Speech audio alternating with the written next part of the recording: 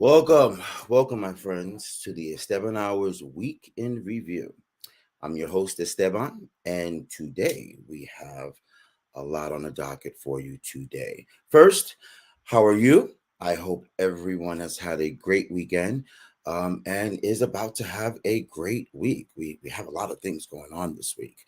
But first, we'll go into what has happened last week. So, Trump's lawyers. We're going to talk about Trump's lawyers. They've been doing a lot of publicity on social media and a lot of the news channels. Is that good or bad? Has that been helping him or hurting him? We'll talk about that. Then we have the gentleman by the name of Philip Pecan. I hope I'm pronouncing that correctly. This gentleman was recently declared not guilty by a jury of his peers for feeding the homeless. Yes, for feeding the homeless. Not murder, not rape, feeding the homeless. Not guilty. We'll talk about that. Then on the docket, we have the FDA. They have just approved a new pill for postpartum depression for those that suffer from postpartum depression. We're going to talk a little bit about that. Then we have the great state of Ohio. Yeah, Ohio. They voted this past week, and we're going to see how that turned out. I mean, you see a smile on my face, so you probably know how that turned out. Then we have some very depressing news. Some news that probably all of us need to take one of those depression pills, right? We have a 3-month-old who died being left in a car. This was in Texas.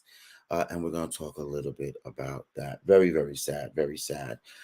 Next, DeSantis, his campaign is not going well at all. Not going well at all.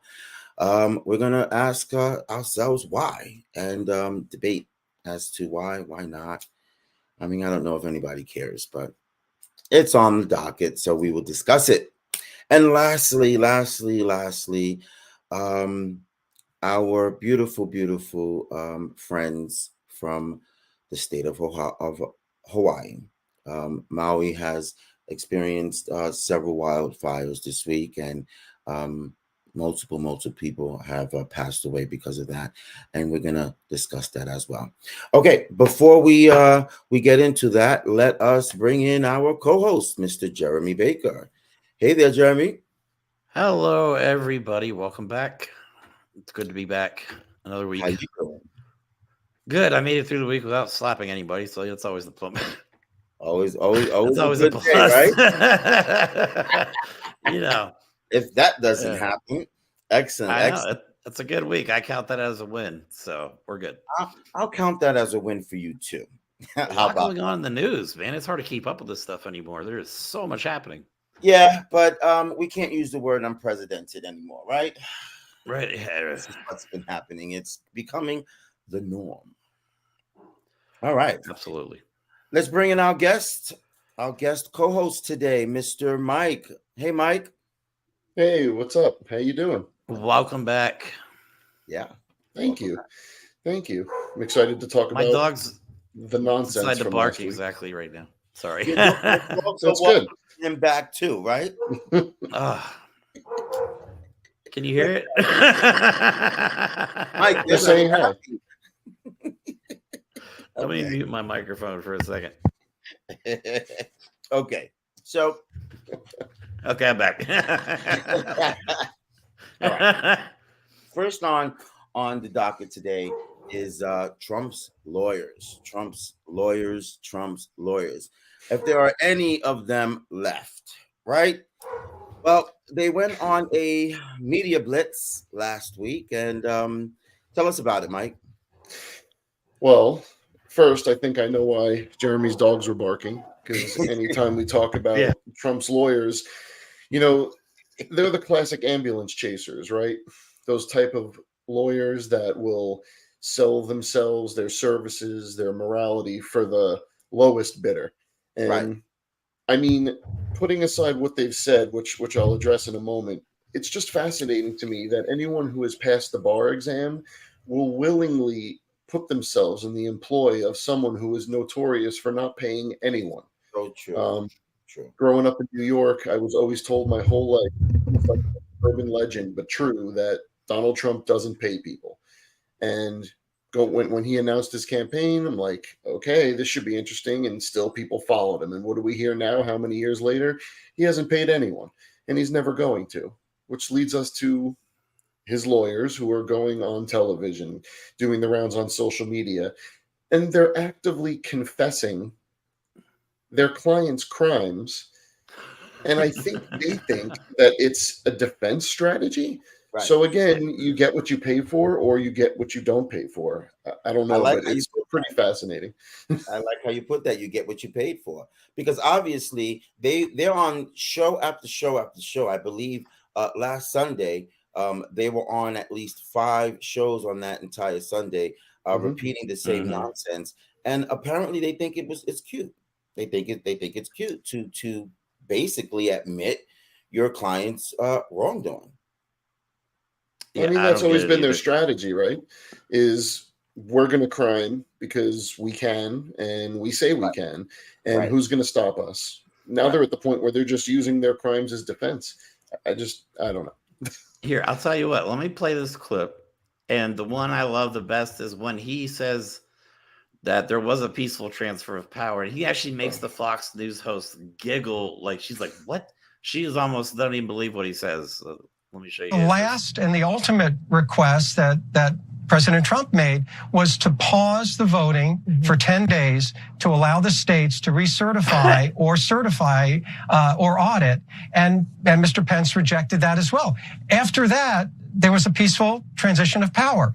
So that's how the constitutional works. So it's not a normal situation. You can't just take a classified document and review it. You have to have skiffs. You have to have certain procedures put in place. And then at the end, he asked Mr. Pence to pause the voting for 10 days, allow the state legislatures to weigh in, and then they could make a determination to audit or re-audit or recertify. The problem is that President Trump is independently wealthy as well, and they forget that. And he has said it rallies. I will do whatever it takes. If it means I have to spend my own money, I will. And Mr. Trump had every right to petition government and enforce his First Amendment rights. That's why this indictment is an attack on the First Amendment. Yeah. I'm getting sick of that. Wow. I like the subtitle that says Trump lawyers have no shame. That's an understatement, right? Well, he has no shame. Right. So your representatives, it's almost normal for your representatives to go right along with you and be shameless. Yeah. This is what I don't get. Like, Alina Habba goes on television and literally says, you know, eventually Donald Trump may actually have to use his own money. And I don't understand how his supporters are like, wait a second. I mean, we've been telling them this. The news has been telling them this. They've been spending they're $40 million this year alone on that. $40 million on what we just showed you. That's worth $40 million. And like, come on. And we know that is so much of the truth, that he will spend his own money if he has to, as his many restaurant visits where he goes on camera and says, I'm paying for everybody. I did it again. He just did it yesterday. He leaves. Right. Yes. He just did it yesterday. Time. He promised someone chicken. Third time. Yeah. Do any of us expect him to pay any money out of his pocket? Hell no. Absolutely no. I just and don't they'll get still it. vote for the guy. Like, to me, that would be like, I'd be like, that guy's a dick. Why would he do that? I'm not voting for a guy like that. They'll still vote for him. They probably went home and donated money to his campaign. Exactly. You look at half the ads on Grift Social. That's what I call his social media platform. And literally, they're not even hiding it. They will say almost verbatim, give us money. We need your help to defend against these attacks on your favorite president. They're not saying we need your money to help win the next election. They're not saying we need your help as a grassroots organization to build a political movement. No, whether that's nonsense or not, it doesn't matter. They're literally telling their supporters, give us money so we could defend against these criminal charges. And there you go. There you go. That is off of Truth Social. Breaking: Donald Trump has been indicted again, even after 3 indictments. Blah, blah, blah, freaking blah, donate. That is the most pathetic shit I've ever seen in my life. Listen, come on, man. Listen, I have absolutely no sympathy for any of the supporters that donate to Trump's campaign. They deserve, he should take their money in their face and go buy a ballpark with it. Okay, just to throw it in their face, because it's beyond ridiculous they love him for it. That what they're doing. They are how do you say, they are not financing his campaign. They are grifting his arrogance, his ignorance. And if it's okay for them to give their money, and you know, on the news media, they say a lot that these folks, you know, they're everyday folks. They might even be poor folks, and they are being patriots and giving some of their last dollars and donated to Trump. That's a laugh. It's so humorous. It's not even funny. No, they're not. They're giving them, and they know what they're doing, and they're doing it anyway. I don't feel sorry for them. I hope they lose their apartments, their cars, everything else, just for giving money to a person who doesn't deserve it. And on top of that, who is responsible, right, for all of these criminal indictments. Some of these indictments, if not all of them, he did not have to do. They didn't have to happen. But he created these issues. Now he wants the American people to help him pay for it. I'm done. You know, I have a good one for them. Instead of donating their money to Donald Trump, why don't they donate to like this stop sex trafficking of kids kind of thing that they're all raving about? They're not donating money to that. They'll donate money to Donald freaking Trump, man. To adoption agencies for forced pregnancy. They won't feed the poor. They won't put houses over families. They will not do anything to help American people. But they'll give a billionaire with a B. That's a lot of zeros, supposedly. Now, those are great ideas, but I don't think any of them would take up those ideas. First of all, on a weekly basis, there's another Republican in the media who's accused of pedophile behavior, sexual assault against minors, right? So why would anybody, why would their own people donate to that type of charity when your own people are responsible for mostly being part of them, right? Well, isn't that that's big right. news? You're talking about the one donor, right? The one big donor of the film or whatever got. Oh my God, this group of people. What I'm trying to figure out is, it's almost been a joke in the sense that for a long time our justice system has favored the rich, right? They can afford the big heavyweight lawyers. So not only should billionaires be the ones donating to those who need it, not those who need it donating to billionaires, but whatever happened to the rich, powerful billionaire having the best lawyers to get him off on whatever crime he committed? Something's clearly wrong when a billionaire, someone so famous and so popular as Donald Trump, can't even afford lawyers who can't sink their own case on television. Something's messed up, and they're just eating it all up and continuing to help them. And they're continuing to feed these lawyers that are just getting, gigs on TV, gigs on interviews. All they're doing is building their brand off Donald Trump's failing brand. Absolutely. They know they're not getting paid. I wanted to point out, go ahead, Mike. Jeremy. Oh, I was just going to say, they're literally shoveling their supporters shit, and they're asking for more. Mm-hmm. You know what I mean? It's like, here's a plate full of this. Oh, this is fantastic. Can I have some more of this? You know what I mean? Like, what Trump the hell steaks. is going on, man? Yeah. I wanted to also point out, there is one lawyer, at least, who has come out and said this lady right here. She has Alina come out Habba. and publicly said, Alina Habba. She has publicly said she is completely embarrassed by Trump. after she said this after his indictments, his multiple indictments. Should we care about what she said? Should we take her seriously? No, she was at the third indictment. She was the one giving the PR speech, because that's what she is now, the PR director of Trump's own PAC, which is just a money funneling operation. Mm-hmm. So her job is out there to almost make these indictments something to be proud of as a marketing tool to get more money from their supporters. It's despicable. It's unethical. And all of these, quote, lawyers that are working for him should probably be investigated by their state bars where they're licensed. Oh, most definitely. Well, most definitely. I hear the latest, just like his January 6th lawyers are in total hot water right now. Yes. So, well, there's another point of order that I think did not consider, but there's a new attack ad that's running against all of the prosecutors, and it's really nasty, and it's nothing but lies. Apparently, they use campaign money to do that, which you cannot. That's illegal. That's actually they're using campaign money to intimidate witnesses and attack prosecutors. That seems quite illegal, but what do I know? With that, though, there's a chance, from what I've seen on the legal now, all the ones I watch, they could freeze. Like if they step in, they could freeze his entire campaign funds. They could freeze. Which means he would officially have no money to pay his lawyers that he's already not paying. He couldn't fly around on his plane to all his indictments. He was probably like, "Oh, this is cool. This will make me look tough." Well, you just effed up, and you're about to find out. Yeah. So I can't wait to see what happens in the next couple of weeks. He's already trying to intimidate Fani Willis. He hasn't even been indicted yet.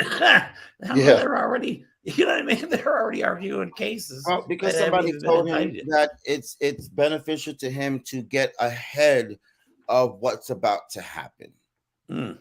I guess. Okay. We'll see. Let's move on to the next topic of discussion on the docket, Mr. Philip Picone. This gentleman was recently declared not guilty by a jury, I believe in California, right? Yes. He was arrested and brought up on charges for feeding the homeless. Now, we know California has a big problem with homelessness. It's arguably debatable as to why they have a big problem, but should someone, should a person be arrested for feeding the homeless, for feeding people who are hungry, who don't have a place to stay? Should we be concerned with that? What do you think? Well, I'm glad he was found not guilty, because that should have never even have happened to begin with. I mean, how can you penalize somebody for feeding people? Literally just giving people food. You're doing one of the kindest things you could possibly do, and get arrested for. I remember when this happened, I was like, I couldn't even believe it. I had to read the article a couple times. Like, that can't be right. How do you get arrested for feeding people? You know what I mean? I don't give a shit. Permit, nothing. You know what I mean? Feeding people should not be something you need a permit for. It should not be something that it has to be less than so many people. Come on, man. This is the problem with this country. It's like, as soon as we start helping people out, people jump in and F it up for everybody. I believe California has a law that says you cannot feed the homeless. It's a city ordinance that says you can't feed more than 5 homeless people arbitrarily. You don't want to collect a crowd and cause a scene. I don't know. As you can see, this is more than five people. But you know what that means, though? I'm just like, doesn't California have so much more more important issues to go after or to debate or have a problem with? Well, it's more an indictment of not just California, but the whole country. I mean, if you're making laws to criminalize feeding homeless people, similar to how Georgia's passed laws that you can't hand out water on voting lines. So really what we're doing is we're criminalizing basic human rights. Yeah, like they did that the last election, because they don't want people, they want people to get off those lines. So really what we're doing is we're passing laws to criminalize basic human rights, voting, food, housing. I mean, there's something wrong here when you're making a crime something that literally cannot hurt anyone, but actually helps them. It's not even a gray area. You're helping human beings. You're providing them with security for their basic human rights, and you criminalize it. It wouldn't surprise me if they found him guilty in the climate we have nowadays, but I'm glad they did not. That's true. But what do they think that this case was going to do, or what do they believe this gentleman feeding homeless people is going to occur? Do they think that these homeless people will stay homeless even longer because they see that somebody is feeding them? Because so it's enabling them. right. Because if they do, I think that's stupid and ridiculous. These people are homeless. They're going to be fun. homeless. They just want to keep homeless as long as they can. It'd be different if he's out there handing out like bags of heroin or something. I mean, then that's an issue. You know what I mean? But they're going to be homeless whether they're fed or not. Why make them homeless and hungry? Well, where are the churches that are always saying they're going to help people? If anyone was going to help people, you would hope it would be the organization that claims to be fundamentally about helping people. So if the churches aren't helping them and average citizens aren't allowed to give their time, their money, their effort to help people, and the government's not helping people, we're literally just marginalizing people that don't have any way out because no one's going to help them. That's a so good just point. let them suffer. Point, but that would be more research that we would have to do because we don't know whether churches are helping or not. We don't know if finances have been exhausted. We don't know if whatever charities California does have already exhausted their resources in helping the homeless or anyone else. So now this gentleman who has who's a freelancer, so to speak, comes out and decides he wants to feed some of the homeless. Why put him down for it? Forget the name of the organization. Let me play a video clip because I think it's got a little more information on the organization. I forget the name of the nonprofit that he does. Volunteer was found not guilty for feeding the homeless outside of a public library. Now he's suing the city. 66-year-old Philip Picone, a volunteer with the group Food Not Bombs, was found not guilty of breaking the law for feeding unhoused people. Feeding more than 5 people outdoors is a violation of a city ordinance, which critics argue violates freedom of expression and religion, since religious groups often give food to vulnerable residents. So churches are allowed to do it apparently, but if you're just some random guy who wants to help, nah, we can't do that. It's all arbitrary. Yeah, it is. Yeah, it is. It's sad that we have to. It's sad that we have to talk about how to feed people in America. We're supposed to be the greatest country on earth. Basically, we can't get free lunches for our kids. Basically, can't get free lunches for the kids. So let alone trying to stick someone in jail for feeding a hungry person. Look, I'm still waiting for all those taco trucks on every corner that Trump promised us. Right? I'd be okay with that. I missed that one. Was that a promise he made too? He threatened that would happen if they didn't vote for him. All right. Why would that? That's not a threat. That's an awesome thing. Who would want a taco truck on every corner, man? That's the best thing ever. FDA approves a postpartum depression pill, right? Yes. For mothers who have seriously experienced postpartum depression. And they say that this pill kicks in or works just after 3 days of taking it. Tell us more about it, Jeremy.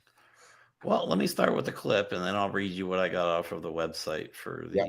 Oh, I almost played the wrong. Approval coming in overnight. The first ever pill to treat postpartum depression, known as zuranolone. It's taken daily for 2 weeks. A game changer for the nearly 500,000 moms who suffer from postpartum depression. And here with more is ABC News medical contributor Dr. Darian Sutton. Dr. Darian, love having you.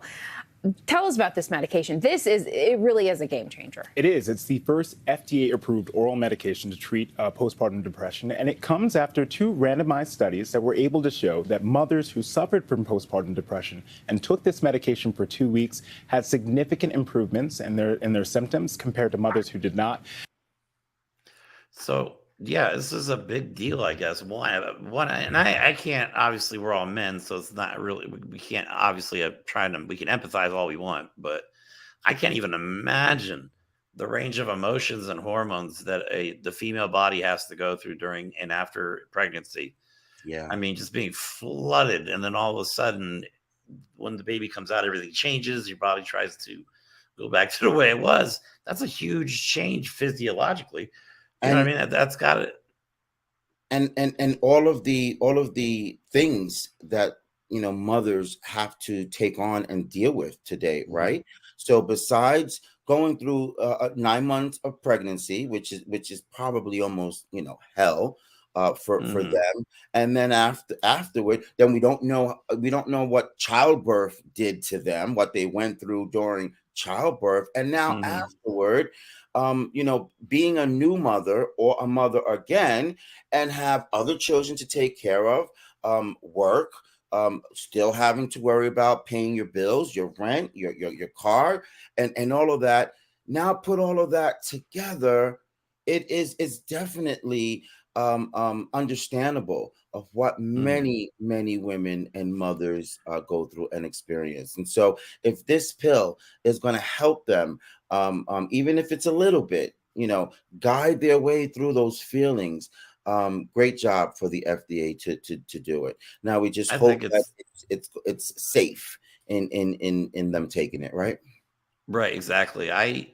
I know we've all heard stories where we never understood it, because like you'd hear a story about a mother killing a newborn or killing themselves or both, and it's just like, you know, you would think a baby would be this joyous occasion and everybody would be happy about it, but that's not the case. That's not reality. You know what I mean? When you go to, I guess, postpartum depression, the biggest thing is they can't seem to connect with the child no matter what they do. And there's a feeling of separation, and there's all kinds of range of emotions they go through, and you can't control them.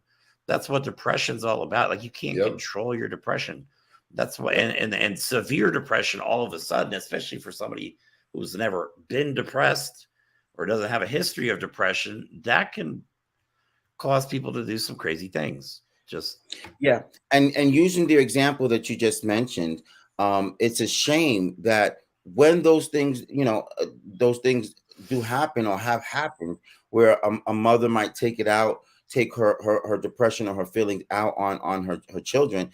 The media just concentrates on, oh my God, look what she did. She committed murder. But they don't focus on why, or look behind as to, you know, how could she have reached that point? It's just about what she did, which is wrong. It's bad of what she did. But how about let's go to the root, right? Let's talk about the reasons of what may lead a mother to get to that point, and how about we fix that? I am so glad you both went in that direction, because the main thing I think about when I heard this and read about it was, yes, I'm great that there's help. That's awesome. We need it. But the biggest thing that I thought of is, maybe for the first time, we're starting to break that veil, the long overdue acknowledgement that giving birth and having kids is not some perfect fantasy Disney story. You know, we've been telling women for a long time, your job is to have kids. It's great. You'll love it. And then we do nothing to support them. And then when anything, they speak up, hey, I need help. Well, you're fine. You're a woman. You should be able to be a mother.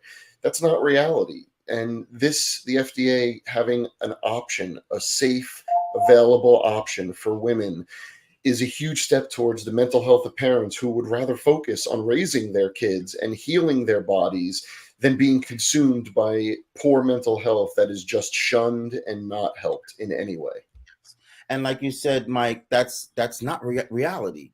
Not today in 2023, maybe, you know, 50, 60 years ago, when women, you know, sort of primarily only had the responsibility of taking care of the household. But for good today, or bad. But today in 2023, they've got 20 more responsibilities added to their list of being a mother and being a taking care of the household, especially single parent households. Yep. There's just so much on women that I don't think, you know, there's no pressure that's been alleviated on women. Now that after so long they have a chance at becoming equal or being allowed to show that they are equal, you know, we still put so much pressure on them, and we still judge them, and we still base all of our opinions on 100-year-old stereotypes and lies. Right. And it's just not fair. And now that, medicine in general has been so based on the male body, and women are hysterical. That's where the word came from. Well, how did we treat it? Oh, you're being hysterical. It's okay. Just calm down. No, women complain all the time to their doctors, and their doctors don't listen to them. And this is a major step in acknowledging that women have issues that men can never understand, and they deserve to be treated seriously. Amen. Thank you. Thank you, Mike. That was excellent. Yeah. Any thoughts, Jeremy? No, that pretty much covers it. So I want to ask a question. We've got we have three men on this program right now. And my question to you guys are, do you believe that women need more honor and respect towards what they do for their children, for their families, and in their households? Yes or no? And for themselves, yes. Oh, absolutely. Themselves. Yeah, I think women are way more powerful than men, I think, mentally and physically. Physically, whatever. I don't think physicality means much when it comes to the bigger picture. You know what I mean? Nope. And women have the ability to empathize. They have the ability to care more, I think, than men do, because we've been taught, don't show your feelings like that. Luckily, that's starting to come away, and I've even adopted the whole. I share my feelings, like whatever's inside is coming out. Too. That's right. You know what I mean? So you have to. That's right. And the only time for me within that emotional period that I'm gonna, you're gonna see my testosterone come out is when someone is up in my face trying to tell me that I don't have a right to cry, or I don't have a right to be emotional or sensitive to what anyone is going through, let alone myself or my family. That is the moment that I become, masculine. Leave me alone. Let me sob if I feel like it. I'll get over it, right? Man, I'll cry during a movie, depending on the movie. Like if a dog gets killed in the movie, I'm done. I can't do that. I can watch like 100 people get mowed down, and all of a sudden the dog gets killed, and I'm like, oh my God. That reminds me, as you said that, I remember when Titanic came out, I went to the movies with two girls, okay? They didn't know that, both of them was my girlfriend. That was 20 years ago. That was 20 years ago, okay? I'm not like that today. So I had one girl on one side and another girl on the other side. And when that scene towards the end came, where they're in the water and he floats down and she's saying his name, I just started sobbing. The tears just came down. And you see my friends on both sides, they're looking at me. One is consoling me on the other side. And wait. They weren't crying. They weren't crying. You weren't ready for that. I was. That's amazing. That's funny. Okay. All right. Let's move on. Next on the docket, docket, excuse me, Ohio voting. This was, I guess I would say to me, this was a surprise. This was a shocker. But it looks like to many Ohioans, this was not a surprise. They knew what was at stake. They knew what was on that ballot, and they knew what they had to do. Right. And therefore, first, let me, do we have a video for that? Oh, absolutely. Let's play that. We did it. In Republican-led Ohio, a resounding victory for abortion rights supporters. The supporters of Issue 1 made the ultimate tactical error, and they have unleashed a movement that I promise you is not going away tomorrow. Voters there rejected a Republican-backed measure that would have made it more difficult to change the state constitution to include abortion protections. Yeah. That's right, a big win for democracy in Ohio as voters overwhelmingly rejected a power grab ballot measure that would have made it much more difficult to alter the state's constitution. Yeah, a big win for democracy. She said it perfectly. A big win for democracy. And we thank Ohioans. We love the great state of Ohio, and we hope that they will continue on this path. As that lady said, this is just the beginning of their movement. And so we all grab hands together with Ohioans to help bring that movement into the 2024 election and see if they will vote for democracy then too. What say you, Jeremy and Mike? I'll let Mike go on this one. I just want to say that I think this is a good precursor to what's coming. Okay, people are showing up. People are paying attention, and the polls don't mean shit when it comes time to come out and vote. So I think this is a prediction of what's going to happen. I think you are absolutely right. What we're seeing in Ohio, what happened was basically the 7th referendum in a red state in the past year or so, not just basically just on the one issue alone to ensure abortion access and the ability of citizens to vote on it. We're talking California, Kansas, Kentucky, Vermont, Ohio. It's very obvious, and that over 70% of the country is actually for abortion access. And what this is telling you is that voters are turning out. They're not allowing their vote to be stripped down, no matter who is attacking them, no matter what they're trying to do to take away their right. The Republicans have hit a nerve in this country, and the thing that surprises me the most is that it seems to have pissed off Gen Z the most. Yes. You know, for years, for decades, everyone likes to hope that the next generation is going to be the one to figure it out. I've been thinking about this long and hard, and I think the current generation, and I'll include us here, we're of the same age bracket. You know, our job is not to fix things. Our job is to hold off the monsters that are trying to destroy this country. And if we let Gen Z take over, we're talking kids that are showing up on the campaign trail to rallies, and they are demolishing Republicans and right-wing experts with facts and receipts that we couldn't even imagine. And they know it's more than just about abortion. It's about voting. It's about LGBTQIA rights, workers' rights. The right wants to marginalize the right to vote for every demographic that hates them because they're trying to take rights away from those people. And this is an amazing step forward. And I'm not going to say how any election will ever turn out, but there is a blue shade on the horizon, and it's a young shade. And I think we can, if we hold it off, this is just the beginning of a very good change for the better. Especially as time goes on, the more Republicans or the far right Republicans continue to try to push their narratives, right? They get worse and worse. The more worse they get, the more Gen Zs we get on board. Now, I wanted to ask you guys, what were you guys doing at the age of 21? Oh, I can't say that on here. I'll get banned. Yeah, I don't think I'm allowed to disclose that information. Woo! Well, I can just say that I'm glad camera phones didn't exist when I was 21. I can tell you what I was not doing.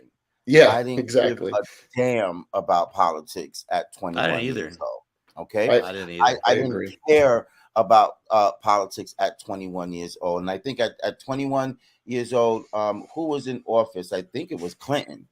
The only thing I knew about at that moment, early Bush. The only thing I knew about at that moment was what he did, you know, and that Republicans were trying to boot him out of office. That was it. But at 21 years old, in my early 20s, I didn't care. So kudos to those Gen Zs today who are caring about their government, their country, and realizing exactly what's at stake. Go ahead, Joe. Well, what's amazing is they're caring about each other. You know, like you said, when we were that age, we didn't care about what was going on politically because no one was actively trying to take away our rights. We're talking about a generation of people that grew up with LGBTQIA friends, and all they want to do when they grow up is go to their best friend's wedding. They don't want to have to watch their friend try and flee a state for basic rights. They just want to be able to have a job that doesn't exploit them. You know, we still were in the fuzz of the myth of Reaganomics and trickle down and everything's going to be great. And these kids know that it didn't work. They are the living proof. They're living through the failures of that. And they are speaking out with their votes. Absolutely. Last minute thoughts, Jeremy? No, I'm just excited. Like I said, I'm really happy. I wonder if we would have been more involved had we had like the internet the way it is today and mobile devices. It's a lot easier to get information on the political spectrum nowadays than it ever was. And I think that is bad for the extremists on the Republican side, because now people are paying attention. And if they don't want, even nowadays, even if you don't want to pay attention, it's shoved in your face. So everybody's paying attention now. Right. And so as Republicans are trying to dissuade millennials and boomers, you've got Gen Zs that are stepping up to the plate and saying, no, we're not, we're too young and smart to go with that crap. And that's I forget the number. I think it was anywhere between 13 or 16 million new eligible voters in 2024, Gen Z. Yep. And that scares the living shit out of the Republican Party. They have no concept. Most of those are going to register and they're going to vote. Yep. Okay, let's move on. Thank you, gentlemen. Next, we have here sad story of about a 3-month-old baby who dies in a car after being left alone. This happened in Houston, Texas. Again, a parent, a mother, and her forgot that her child was in the car, which I just don't understand. I can't comprehend that, but okay. This mother and her 2 children arrived in the afternoon for a visit at the Harris Center for Mental Health in Houston. Go figure. She was at the right place, at least. Shit. She went into the building with her 4-year-old, but she left her 3-month-old alone in the car. When the mother and the 4-year-old returned to the car sometime later, after they were getting ready to leave, she found that her baby was unresponsive. It was unclear how long that child was in the car, left unattended, and it's unclear whether it was intentional or by mistake. But what is clear is that this innocent young baby is dead, and someone needs to pay for that. What do you think?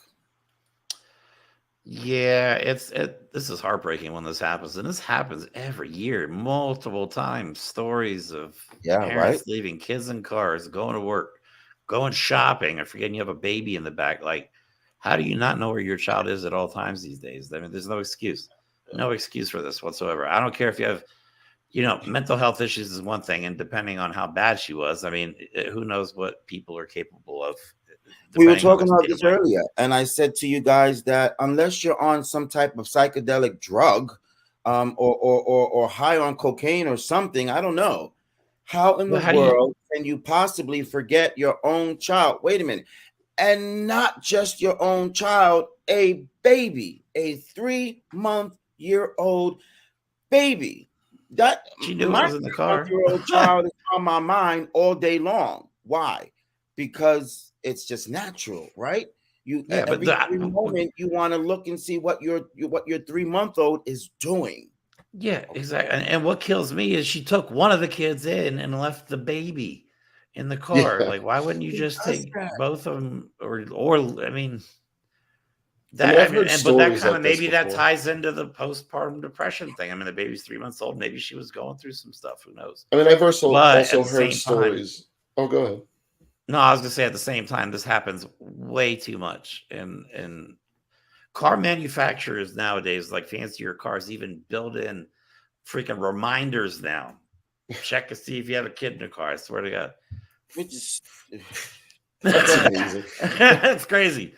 I mean, maybe, I've heard before, because as you said, this has happened so many times. It happens all the time. We see this. I bet if you scoured local news stations around the country, you would be disgusted at how many times this happens a year, especially in the summer. And I've heard, not excuses, but, when you have kids, you're tired and, you get forgetful and it's chaos and anxiety. And I totally get that. Now, as someone who is not a parent, I cannot speak to what having kids does to one's mental capacity. And I'm never going to judge anyone on their parenting overtly. You know, if I see someone beat up on their kid, I'm going to judge them for it. But when you get something like this, I can't escape just the tragedy of it. I want to blame, I want to find reasons, but when it comes down to it, there's got to be is it education? Is it monitoring? You know, we've come such a long way. Like you said, there's cars that have monitoring for babies. How is that not a standard safety feature? This isn't something that happened once. This happens hundreds of times all the time. Someone needs to be petitioning car manufacturers or the government safety standards. Make these things part of just everyday technology, because humans apparently are not going to stop doing this, because it happens all the time.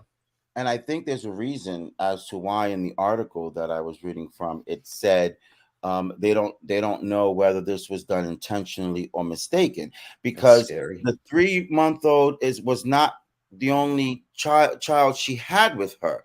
She had another child with her, and unless that 4-year-old was sitting in the front, which would be illegal within itself, how do you get out of your car, have your 4-year-old get out of the car, and mistakenly forget your 3-month-old is still there? I would assume in a car seat. How does that happen? That's a great point. I didn't think of that at all. Again, not as someone who's not a parent. I mean, I've done my fair share of babysitting nieces and nephews. It's great. But you're right. She had to go in there and remove one child, presumably looking at the other one. They would have been right next to each other in most cars. Oh, they're sleeping. If it was a 4-seater car, I forget what kind of car she had, but if it was just a 4-seater, they would have been right next to each other. We could speculate all day, but it's just depressing. This one blows my mind a little bit, because taking one kid and not the other, just And there's now got to be. happens? I don't know. And I'm trying to sorry. wrap my head around circumstance, but I don't understand this one. I'm sorry. There's no excuse, even if you are not a parent, because to be honest with you, I'm not gonna say that I'm not watching my own kid, but I'm gonna watch someone else's kid 10 times as much as my own. So if I'm watching my own 100%, I'm watching someone else's kid 500%, because that's not my kid. Fair. Yeah. Okay. Yeah, right? Yeah. Exhale. Yes, enough to make you angry. Can we do a fun one? Right? Okay. Next on the docket is this sad campaign for Florida Governor Ron DeSantis. The question is being asked, why is his campaign struggling? Well, we all know that Governor DeSantis has launched his 2024 presidential campaign, and he figured that many, if not most, people would go for him because he would be the alternative to Trump. However, many don't understand what kind of alternative to Trump are you if everything you're doing is worse than what Trump wants. If everything that you are proposing or you have already established by law in your own state is far to the right than Trump.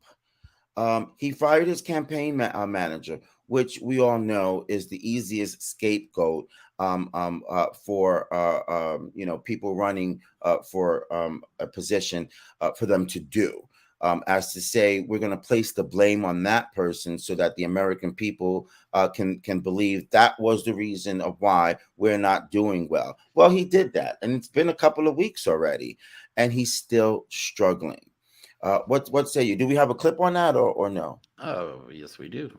Okay. Latest move, the ousting of the campaign manager. She will stay on the team, but will serve as the chief strategist, is notable because they are elevating the chief of staff from the governor's official Florida office. This individual has been with him for years now and is officially joining the campaign to serve as the campaign manager. They're also bringing on board a new deputy campaign manager, David Polyansky, who would previously been working on Never Back Down, the DeSantis-aligned super PAC. Polyansky is one of the former veterans of the Ted Cruz presidential campaign. So that should tell you all you need to know right there. He's part of Ted Cruz's old. He doesn't understand. It's not the people he's hiring. It's him. Stop stealing. He's a horrible human being, and people are seeing that. They don't like his anti-woke nonsense. Yes. You can't manage a tragedy if it's a failed attempt, if it's never going to go anywhere. He is running on his own ego. No one really asked him to run. No one was hoping he was run. He's not a populist. He has no national draw other than now he's getting national attention for being an actual fascist. You know, I hated for a long time how people didn't want to use that word. But this man is clearly doing what he can to try and build some sort of fascist utopia in Florida. And I think what's happening is this guy is losing polls in his own state. I mean, his own people don't like him because, I'm sure there's plenty of Floridians who are big Ron DeSantis fans, big Donald Trump fans. But there's also a lot of them that, let's just say, have more of a moral backbone than some of those types of voters. And they are not going to tolerate the anti-Black, anti-LGBTQIA, anti-democratic positions and actions that this guy is taking. No one that he puts there to manage his team is going to fix a garbage candidate. That's it. Yeah. I mean, the guy's literally wiping snot on people. I mean, how chronically can he possibly be? Why does he do that? Every week there's a video of him rubbing his nose and then touching someone or something. It's almost like he doesn't believe in germ theory. I don't know. It's disgusting, and that is what I tweeted out. It is disgusting, and it is nasty. And what's even more nasty are the people who are allowing him to do that and not saying anything. Because if you wipe your nose and you came in, my reflexes are going to be really quick. Or what is that gesturing that they used to do years ago? Oh, I thought you meant like that gesture. Well, I know a different gesture. My gesture would have been a little more straightforward. It's just hilarious to see what the supporters of these gentlemen allow them to do. Oh my God. Now he is actually kicking out democratically appointed people in his state and putting people that were not elected into that position. Well, what happened with the most recent one? The recent one, he suspended not only a Democratic local attorney general in his state, but the only Black attorney general. I'm not sure if she's the only woman, but it wouldn't surprise me. But the reason he did it is he's trying to frame it like any good fascist will, as if it's for the good of the people. So he wrote some 20-page argument how this particular woman was a particular attorney general. I say she's a woman because I'm pretty sure she's being attacked for that being one of the reasons. But he put out a complaint that she was not prosecuting, she was not tough enough on crime. What people don't understand is attorney generals and prosecutors have a lot of choice in which crimes they pursue. And the reason that is because sometimes you just can't win a case, no matter how just it is, or no matter how horrendous the criminal is. You might not be able to prosecute it. But what Ron DeSantis wants is he wants his attorneys general to prosecute whatever crimes he wants them to prosecute. Right. So, and this is not the first time he's done this. The last person he kicked out was because he refused to prosecute people on abortions. Like he refused. He's like, I'm not going to do that. I wouldn't either. I mean, if you're a human being, I don't give a shit what position you're in. You got to draw a line somewhere. You can't sell your soul for this kind of stuff, man. But the crazy part is, though, because I watched it. It's funny you brought her, and we brought this up because I watched an interview with her, and because he replaced her with a Black man. However, his views and everything align with DeSantis. So he's putting a Black person in the position to say, I'm not racist. Look, I put another Black person there, even though she plainly said, look, just because he's black doesn't mean he stands for what's best. You know what I mean? Because he's already trying to remove inclusion and diversity programs like immediately from. It's just Florida's gonna. I don't know what the end game is. I can't figure out what DeSantis' end goal is. Too, right? It's not just about, you know, whether the case could be proven or not. It's also financial. You know, each of these counties or cities or boroughs, they have a budget to go by, and perhaps this county's budget allows them to prioritize what cases that they can bring and what cases they can't. And now that ties into to Mike's point where, you know, if you're on a budget, you're going to make sure that you're only going to bring forth what you positively believe that you will win. Okay, because you don't want to waste the taxpayers' money.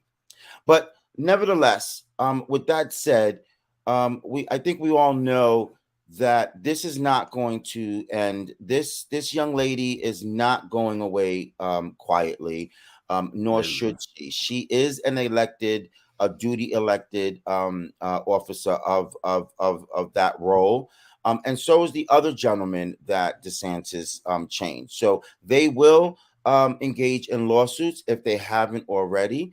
And I hope that they win, because now, you know, being that everything is political, it doesn't matter much anymore whether things are right or wrong. It matters, well, if it's, you know, who's sitting on that, on who's giving the word. Is it a Republican or a Democrat?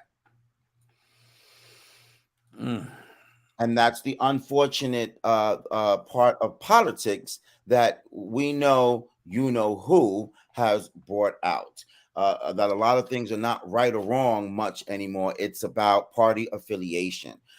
We're very quickly, for example, the judges that are happening in you know whose trials, indictment trials. You have one judge in Washington who's trying to be fair and non-biased, but hold him accountable as a defendant, as he is.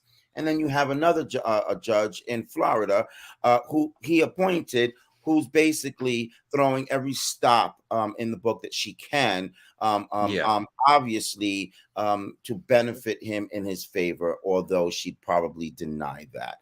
But the appearance of it looks to be true.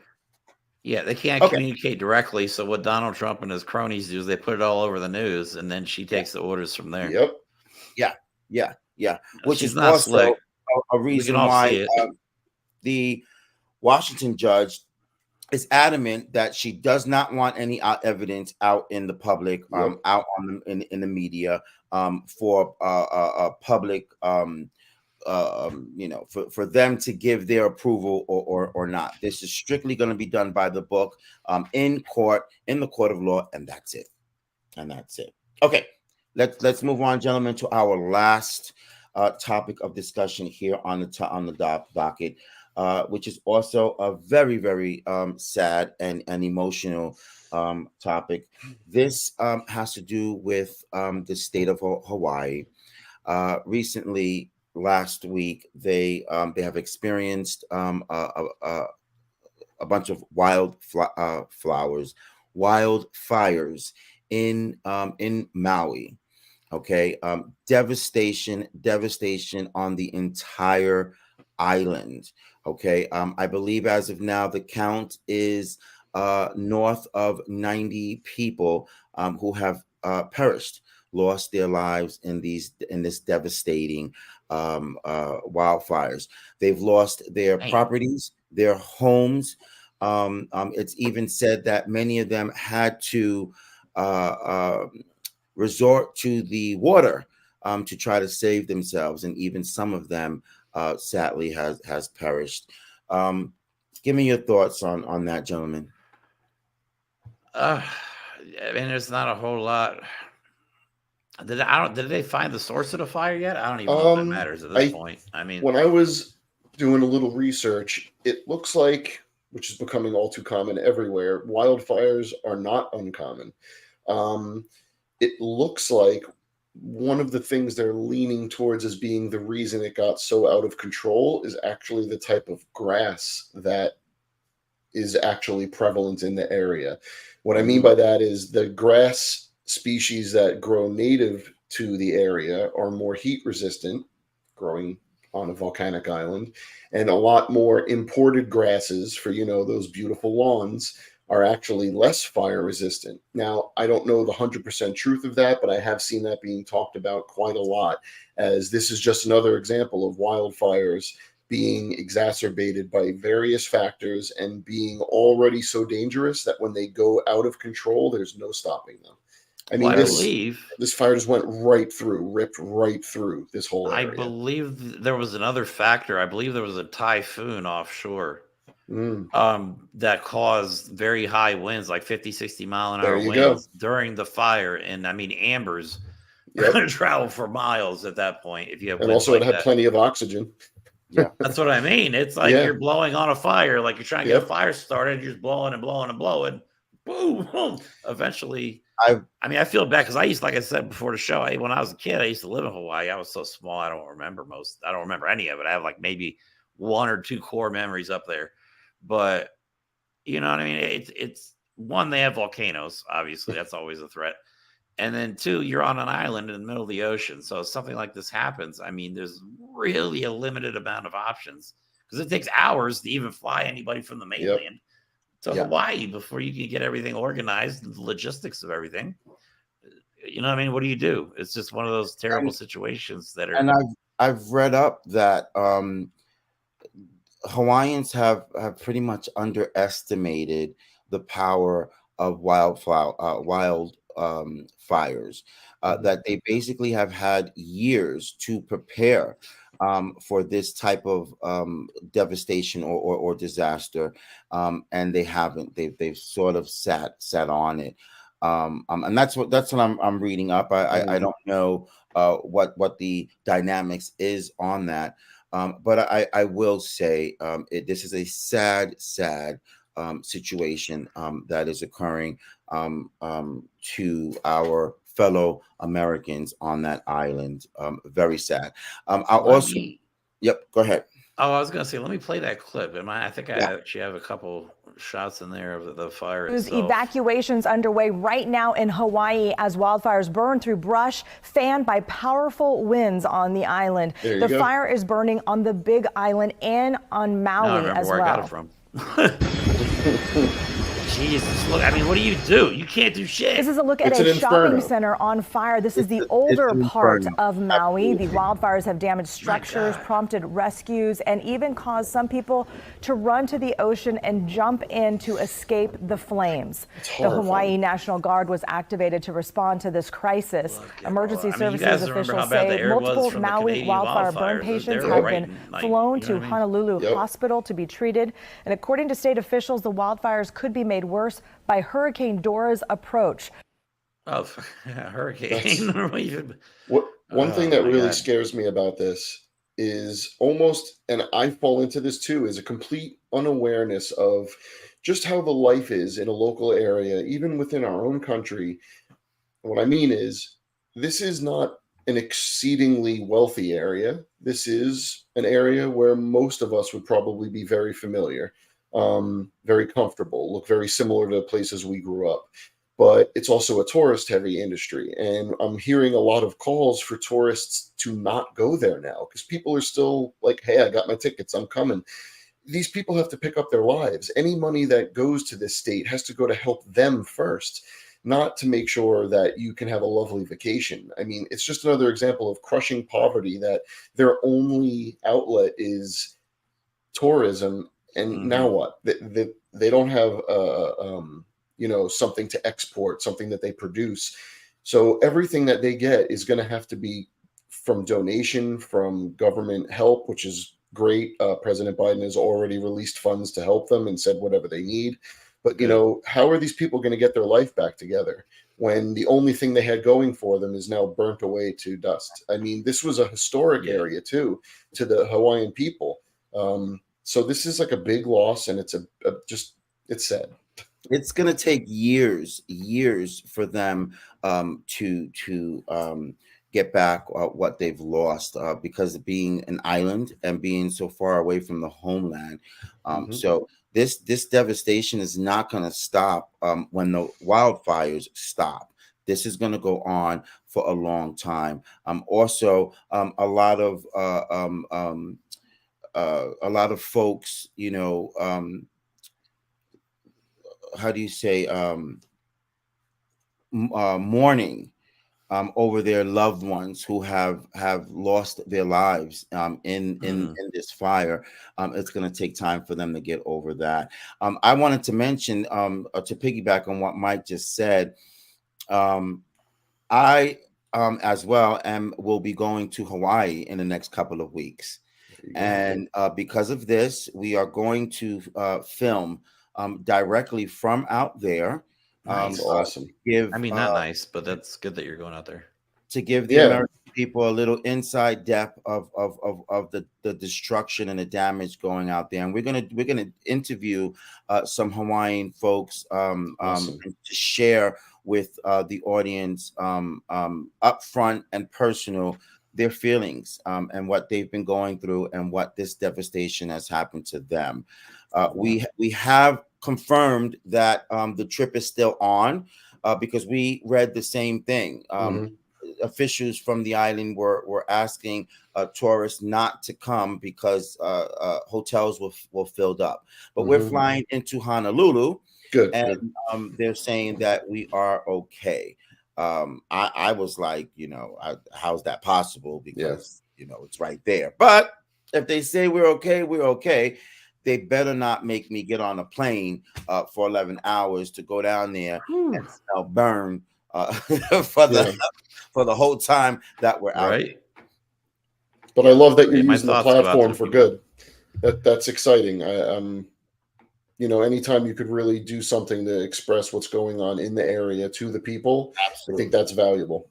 So this trip has now turned into not just a vacation, but a vacation / work trip, because I thought it was that important to get, you know, video footage up front of what our Hawaiian American brothers and sisters are going through. Perfect. Right on. Okay. Any last thoughts? Nope, I'm good. Mike, you got anything? Hold on to your butts for next week. Could be an interesting legal landscape we find ourselves in. That's on who's on the list. And the indictment list. Hopefully, maybe we have just overall some better stories. I know that's rare nowadays, but just keep positive. Hang in there. That's right. Perfect. Thank you, Mike. Thank you, Jeremy, for another week in review. So, you know, as we continue to go through these stories week after week after week, you know, we try to bring not only our own opinionated talk to the subject, but we also try to make awareness to some of these topics that we bring to. For example, like the 3-month-year-old baby who died in the car. You know, we're hoping that in talking about this, whoever's watching, get the word out. Stop leaving your children in the car. Stop leaving your children in the car. DeSantis campaign, you know, those who want to support him, that's great. That's great. Stop allowing him to touch you after touching his boogers. It is nasty and it's on tape. Okay. Other things like the Ohio voting. We're very proud of Ohioans, and we hope that they maintain this movement, as the young lady in the video said. So we hope that you guys get the points of what we're trying to bring out, even though it's our own opinions, and maybe they may be opinions that you may not agree with.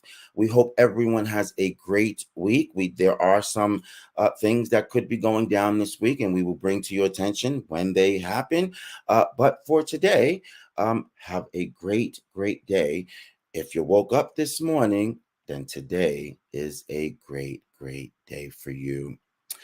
If you have a goal or accomplishment that you've achieved, don't forget to say to yourself, this